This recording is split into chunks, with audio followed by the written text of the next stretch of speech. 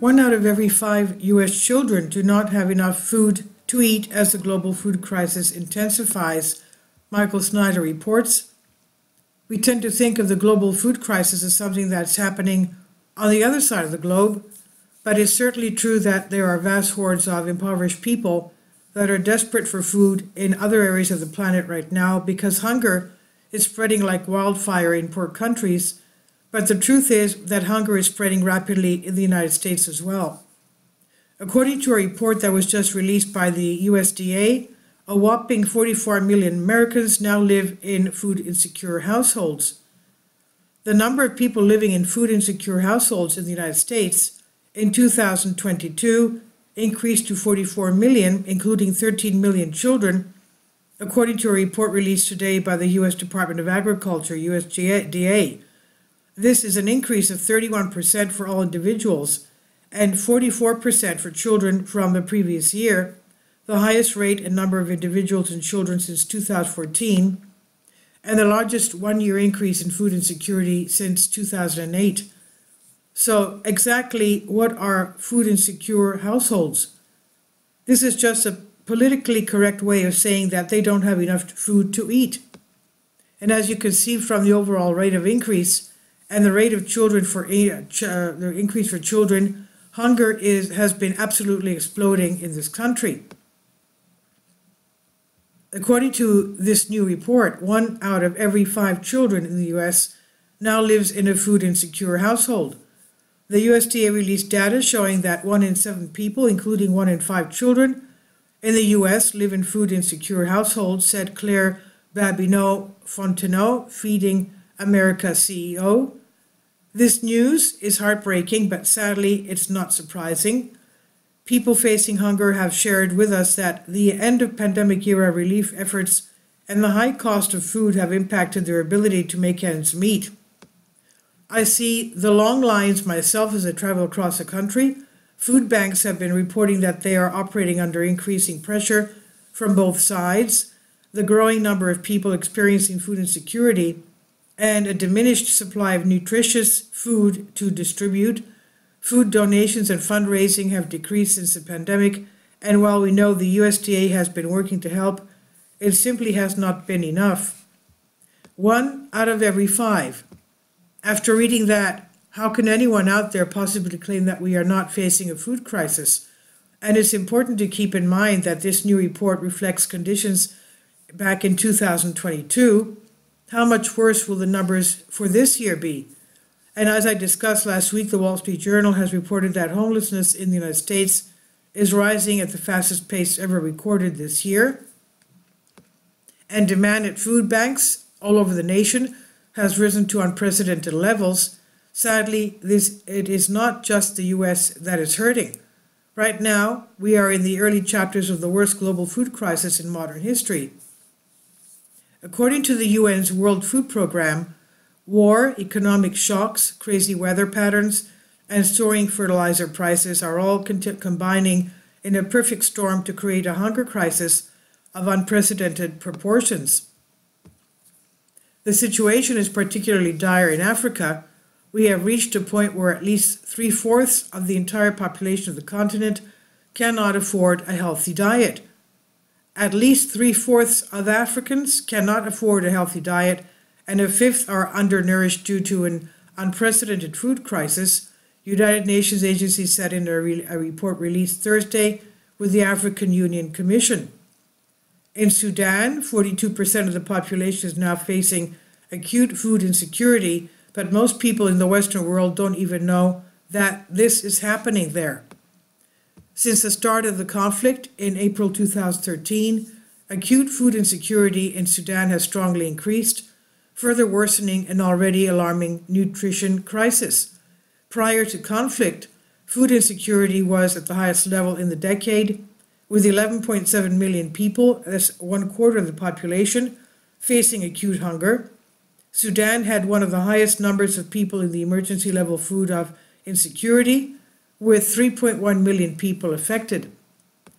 According to the mid-year update of the Global Report on Food Crisis, due to the conflict, an additional 8.6 million people in Sudan are facing high levels of acute food insecurity. This is a 74% increase since 2022 peak, bringing the total to 20.3 million people. That's 42% of the population in IPC Phase 3 or above during July to September 2023.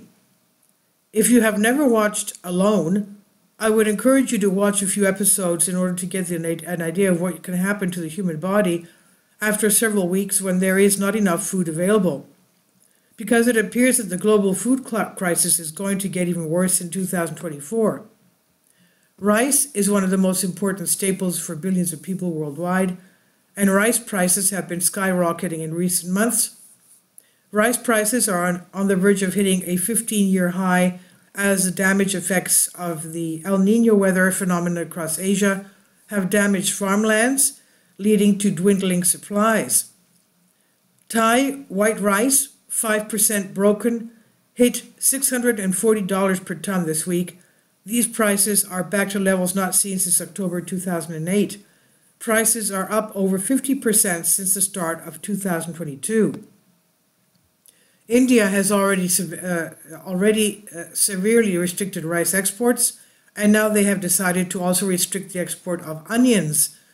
India added onions to the nation's expanding list of food staples, slapped with sweeping export restrictions as the government seeks to contain domestic prices ahead of a national election next year. Overseas shipments of onions will be banned until March 31st, although cargoes of vegetables that started loading prior to the notification can still be exported, the government said Friday.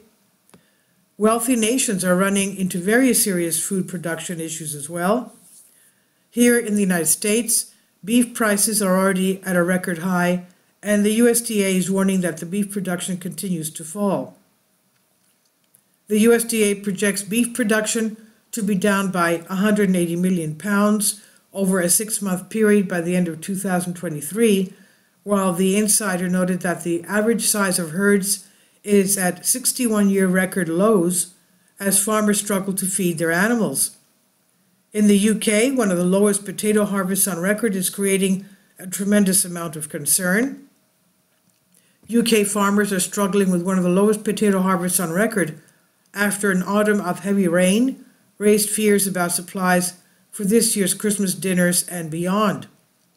Experts are also warning that supermarkets could be forced to increase imports for vegetables such as broccoli and cauliflower, pushing up the environmental impact of the Christmas meal.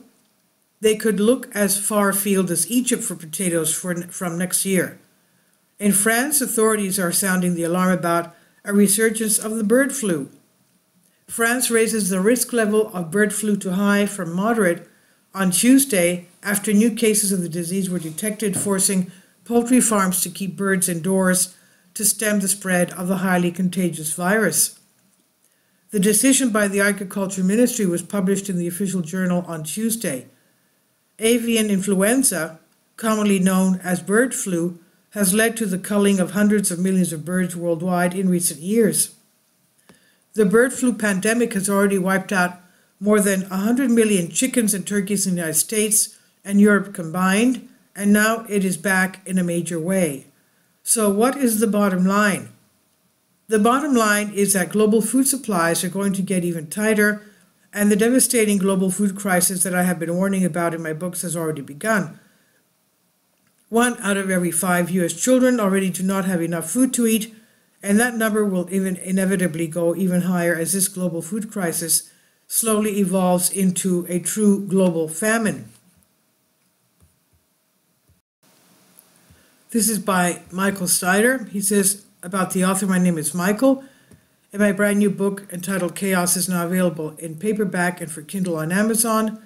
In addition to my new book, I've written 7 other books available on Amazon, including 7-Year Apocalypse, Lost Prophecies, The Future of America, The Beginning of the End, and Living a Life that really matters, commissions earned. When you purchase any of these books, you help to support the work that I'm doing, and one way that you can really help is by sending copies as gifts to family and friends. Time is short, and I need help getting these warnings into the hands of as many people as possible. I've also started a brand new Substack newsletter, and I encourage you to subscribe so you won't miss any of my articles.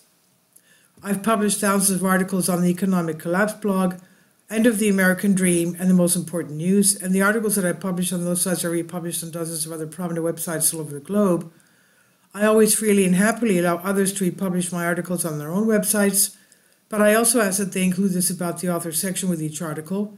The material contained in this article is for general information purposes only, and readers should consult licensed professionals before making any legal, business, financial, or health decisions.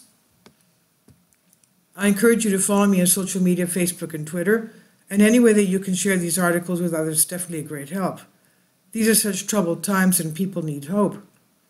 John 3:16 tells us about the hope that God has given us through Jesus Christ.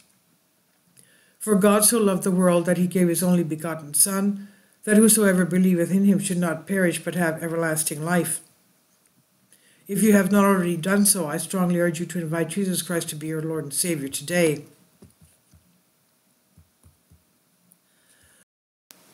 This is by Michael Snyder on the Economic Collapse blog. Please leave your comments and thank you for your support. Support my Patreon account. The daily posts are 5 videos daily, and they are totally different from what I have on my YouTube channel. Thank you so much for your support and that you find all my content so interesting. You'll find the Patreon account details in the description box below.